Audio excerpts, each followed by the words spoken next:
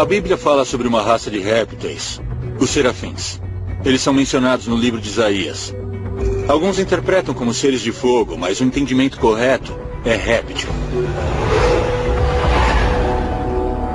Nós sempre tivemos conhecimento sobre os répteis.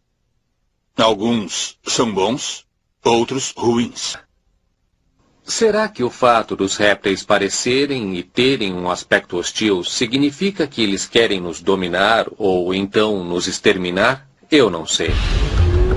Nós podemos olhar pela perspectiva de que somos como gado. Os reptilianos não têm a menor intenção de nos dizimar, mas em certos aspectos somos úteis para eles da mesma forma que uma vaca é útil para o fazendeiro. Os textos religiosos falam sobre seres reptilianos cuja existência está inexoravelmente ligada à existência na Terra e da humanidade. Então, por exemplo, na Bíblia, no livro de Gênesis, há uma história sobre a serpente que tenta Eva, a primeira mulher, oferecendo-lhe o fruto proibido da árvore do conhecimento. Eva cai na conversa da serpente e come a maçã, mudando para sempre a história da humanidade, resultando na expulsão de Adão e Eva do Jardim do Éden. Uma das grandes histórias bíblicas é sobre Adão e Eva no jardim. Sabe, nós temos a imagem da cena de um belo jardim, com Adão e Eva em sua inocência, somente apreciando a Deus e um ao outro, nessa bela criação. E, de repente, entra Satanás na forma de uma serpente. E ele encontra Eva próxima a uma coisa, a uma lei que Deus deu à humanidade. De acordo com o livro do Gênesis, Deus colocou duas árvores no jardim: a árvore da vida e a árvore do conhecimento. E proibiu Adão e Eva de comer o fruto da árvore do conhecimento. Satanás convenceu Eva a comer o fruto da árvore do conhecimento do bem e do mal. E Eva convenceu Adão a fazer isso, e de repente vimos que a personalidade deles mudou totalmente. Antes de comer o fruto proibido, Adão e Eva não tinham pecado. Isso significa que a única lei que Deus deu a eles tinham obedecido. Então Satanás, serpente do Jardim do Éden. É possível sustentar o argumento de que a criatura que abordou Eva no Éden não passe de uma espécie de laboratório. Um laboratório comandado por extraterrestres, no qual nós acabamos sendo criados. Se você analisar toda a história ao lado de todos os outros relatos, e se você estiver na mesma mentalidade, você vai provavelmente chegar à mesma conclusão. Fica subentendido na lenda antiga que antes de Deus ter castigado a serpente, ela tinha um caráter completamente humanoide. E que essa serpente, essa Nahash, era apenas em uma raça de seres reptilários que serviam a Deus. Quando você ouve essa história com uma perspectiva moderna, ela é incrivelmente parecida com as histórias que as pessoas descrevem dos répteis. Seres parecidos com lagartos ou seres com as feições ou semblante de uma víbora.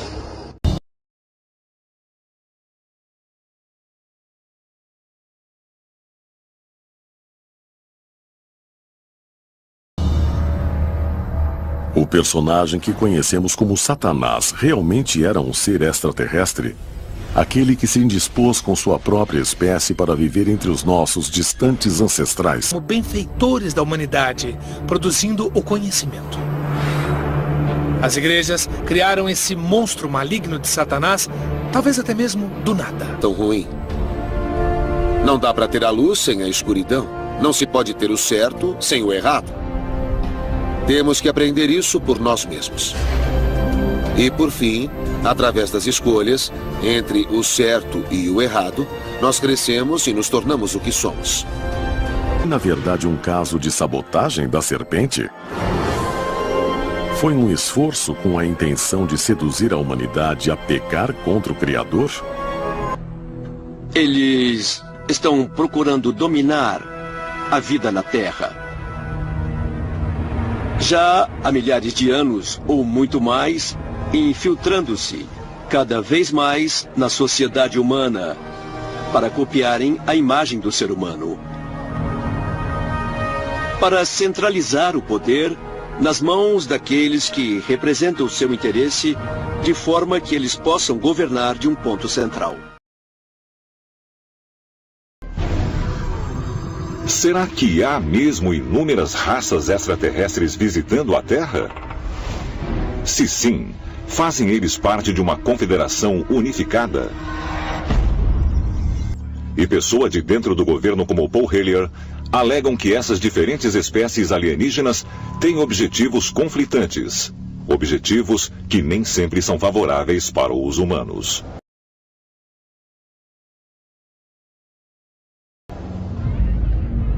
Acho que existe uma situação preocupante que devemos analisar rapidamente, que é se uma ou duas dessas espécies talvez cobisse o nosso território e, como resultado, talvez queiram reduzir a população humana. Será que eles estão interessados no nosso bem-estar ou no bem-estar deles? De qualquer forma, temos que descobrir antes que seja tarde. Poderiam as afirmações que seres extraterrestres estão em guerra pelo controle do planeta Terra serem verdade? Eu acho que assim como existem várias espécies aqui na Terra, existem muitas espécies lá fora. Pessoas lá dentro já disseram isso na minha cara. Que já temos relações diplomáticas com várias espécies e culturas extraterrestres. Eu sei, por exemplo, que eles têm 2 ou 3 espécies greys.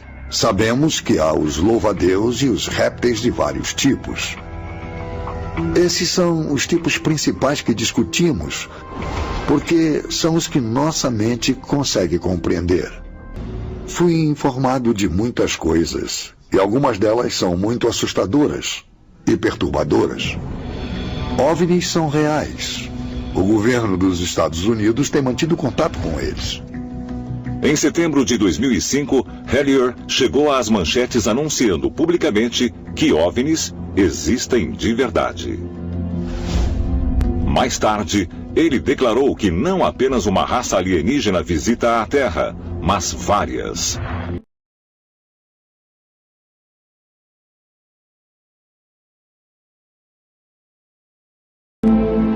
Segundo um relato chamado Nicama Poa, publicado em Nahuatl, a linguagem asteca, um camponês chamado Juan Diego estava andando pelo campo quando ouviu uma linda voz cantando do outro lado de uma colina. Diego subiu a colina e teve uma visão angelical. Uma mulher em roupas brancas que brilhava como o sol. Em sua aparição, ela disse: Juan Diego, sou a Virgem Maria e peço que você construa um santuário para mim nesta colina.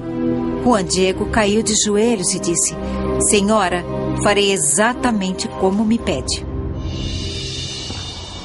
Mas, segundo a história, Juan Diego não conseguiu convencer o bispo local de que tinha realmente visto a Virgem Maria. Então ele voltou à colina, onde novamente teve a visão. Ele disse: Senhora, por favor, me dê um sinal, porque ninguém acredita em mim quando digo que a vi. E ela disse: Juan Diego, abra sua manta. E então ele abriu. Aí ela encheu a manta com rosas. Ele levou as rosas ao bispo e o bispo caiu aos pés dele. Mas não foram as rosas que o fizeram crer na história de Diego. É que no meio da manta havia uma figura da Virgem Mãe. O bispo acreditou e construíram a igreja na colina. A manta existe até hoje. E apesar do frágil tecido, sua condição ficou comprovadamente intocada, apesar dos efeitos do tempo. Você pode ir à igreja hoje e ver a manta na parede.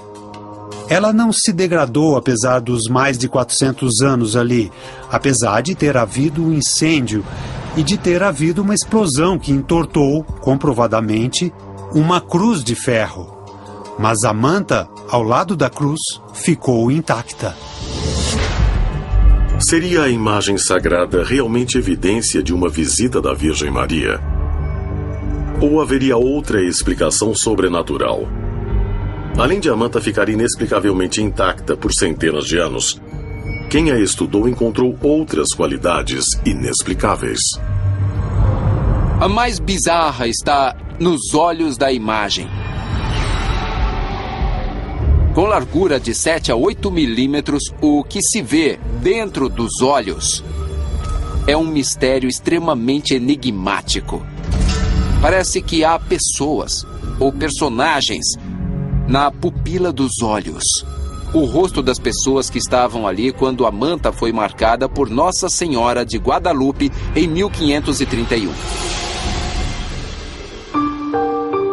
Mas se Nossa Senhora de Guadalupe realmente tiver origem extraterrestre, ela veio de um reino celeste ou de outro lugar?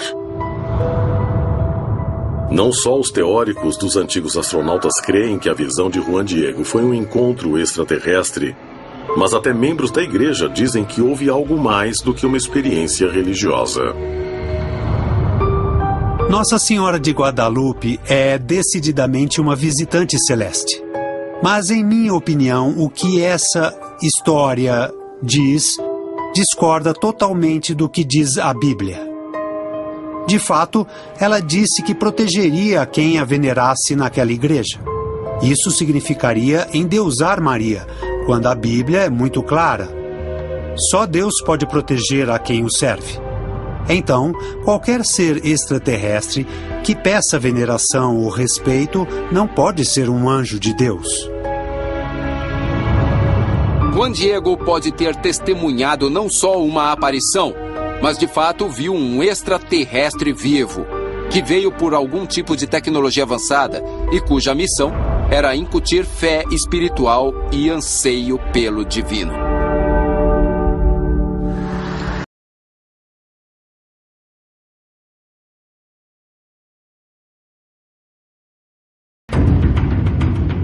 Monte Sinai, século XV a.C. Pelo livro do Êxodo da Bíblia, foi no alto desta montanha sagrada que Moisés se encontrou com Deus. Há uma lenda interessante que provém exatamente daqueles tempos.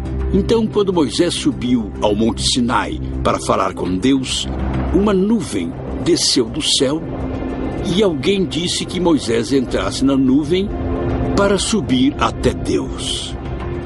Uma porta se abriu na nuvem e Moisés entrou. A porta se fechou e ele subiu. O Senhor desce do céu com fumaça, fogo, muito barulho, estremecendo tudo. Todas as religiões falam da mesma cena. Onde o anjo Gabriel, também chamado Gibril, foi intermediário entre o profeta Maomé e o deus muçulmano Alá. Gibril viria normalmente para dar sabedoria a Maomé, dentro da caverna onde ele morava, mas em 2 ocasiões, Maomé não se encontrou com Gibril na caverna em pessoa. Maomé saiu da caverna e quando saiu, uma coisa absolutamente fantástica apareceu. O que Maomé viu quando saiu da caverna? Os registros dizem que Maomé viu um objeto de brilho maravilhoso na frente dele. Dizem que tinha 600 asas e que queimava como se estivesse em chamas. Em que nossos conhecimentos atuais podem contribuir para entender essa visão? É óbvio. Uma nave pairava ali, na frente dele, emitindo uma luz branca e brilhante que ele interpretou como fogo. E, quando ele viu esse maravilhoso objeto brilhante, a mesma sabedoria que recebia de Gibril foi passada a ele, apesar dele não ver ninguém. Ele só viu o objeto.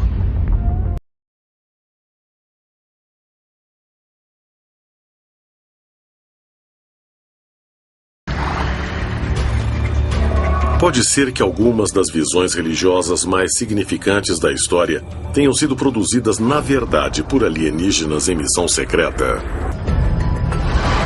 E se for assim, seria um sinal de que alienígenas se interessam por nosso futuro? Talvez a resposta esteja na análise da visão que inspirou uma das mais novas religiões do mundo. Ao se acomodar para dormir, um camponês de 17 anos chamado Joseph Smith começou a dizer suas orações. De repente, sem pré-aviso, uma luz muito forte envolveu seu quarto. E uma figura usando um manto apareceu. Pelo relato de Smith, não só sua roupa era extremamente alva, como toda a sua pessoa era gloriosa, indescritível. Falando do centro da luz, o anjo, cujo nome era Moroni, mandou Smith procurar vários textos sagrados escondidos em uma árvore. Quando localizou a árvore, Joseph cavou e de fato achou os textos. Mas eles estavam numa linguagem que ele não entendia.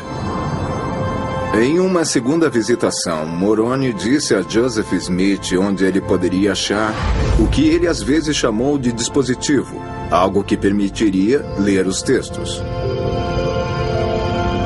E Joseph Smith recebeu uma tábua de tradução à luz e perfeição dos judeus, com a qual ele pôde não só escrever esse texto, como também pôde traduzi-lo. Então ele traduziu os textos para o inglês e fez o que veio a ser o Livro do Mórmon.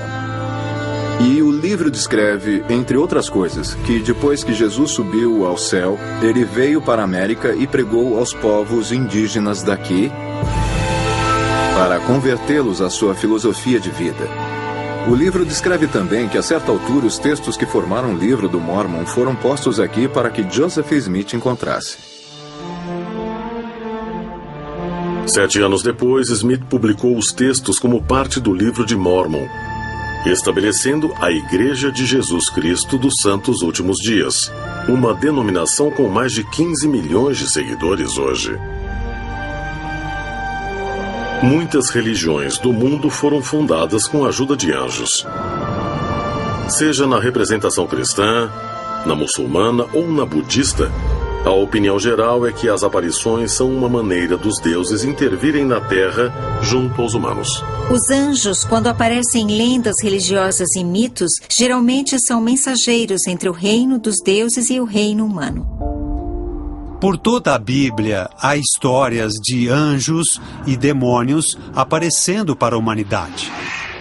De fato, São Paulo manda que você preste atenção com quem conversa, porque às vezes você conversa com anjos sem saber. A Bíblia é muito clara. O anjo pode tomar forma humana e aparecer como ser humano. Mas teóricos dos antigos astronautas sugerem que às vezes essas visões celestes e aparições podem não ser de anjos mandados por um Deus onisciente. E curiosamente, o suposto anjo que levou Joseph Smith aos textos sagrados, que se tornariam o Livro de Mórmon, não professava sua origem celeste, mas dizia ser de outra parte do universo. Agora, Moroni não disse que era um anjo. Ele disse que tinha vivido na Terra por um longo tempo, mas que estava vindo da constelação das Pleiades. E disse que havia muitos outros como ele. Quando olhamos para o histórico do Livro do Mórmon, vemos interessantes paralelos com o que pode ser um conto extraterrestre. O anjo Moroni, que apareceu a Joseph Smith, parece que foi mais do que o acaso. É bem possível que Joseph Smith tenha interagido com um tipo de extraterrestre. Os extraterrestres podem ter dado suas mensagens aos líderes do mundo e a profetas, videntes e místicos para nos informar de que nós somos produto de um cruzamento de uma linhagem extraterrestre e que estamos em contato constante com seres não nascidos na Terra. E nós perdemos contato com essa história só porque nos recusamos a crer na verdade que está registrada nos livros de história e a ver o que está na nossa cara, mesmo depois dos encontros mais recentes da história moderna. Mas se um ser extraterrestre inspirou Joseph Smith a fundar a Igreja Mormon, foi para quê? O encontro de Joseph Smith acabou levando os Mormons a migrarem para o oeste e estabeleceram uma nova terra prometida em Utah, o que levou muitos a especular que alienígenas, mais uma vez, estavam dirigindo o curso da humanidade. Moroni disse a Joseph Smith que ele seria o profeta e que levaria seu povo até Nova Jerusalém. O mormonismo é um outro exemplo potencial da influência extraterrestre dirigindo o curso da humanidade e influenciando os resultados de eventos históricos aqui na Terra. Será que Joseph Smith, o fundador da religião Mormon, foi guiado por um ser extraterrestre? E se for assim, terá sido esse encontro alienígena outra tentativa de nos levar a uma era mais iluminada? É possível que os extraterrestres não queiram interferir diretamente em nossa sociedade, mas queiram nos conduzir dos bastidores. E mesmo que tenham de nos empurrar para certas direções, devemos sentir que nós mesmos estamos fazendo as coisas, mesmo que esteja havendo condução extraterrestre.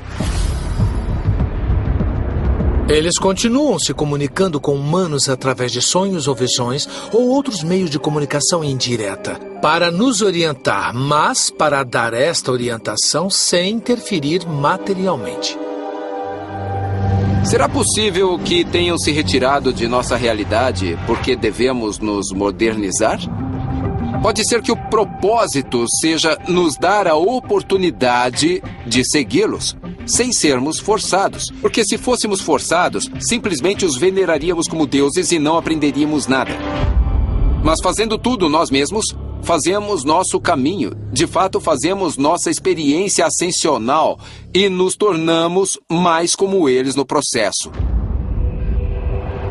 Será que a vida na Terra vem sendo influenciada por encontros alienígenas há milhares de anos? Será que as visões divinas, os sonhos proféticos e as aparições de OVNIs são sinais de que somos manipulados por uma raça mais avançada? Será que esses encontros não são para que eles nos conheçam, mas para que nós conheçamos a eles? E se for assim, para onde estariam nos conduzindo? Talvez estejamos nos aproximando de nosso destino final. E chegando lá, voltemos a ser reunidos a nossos ancestrais alienígenas.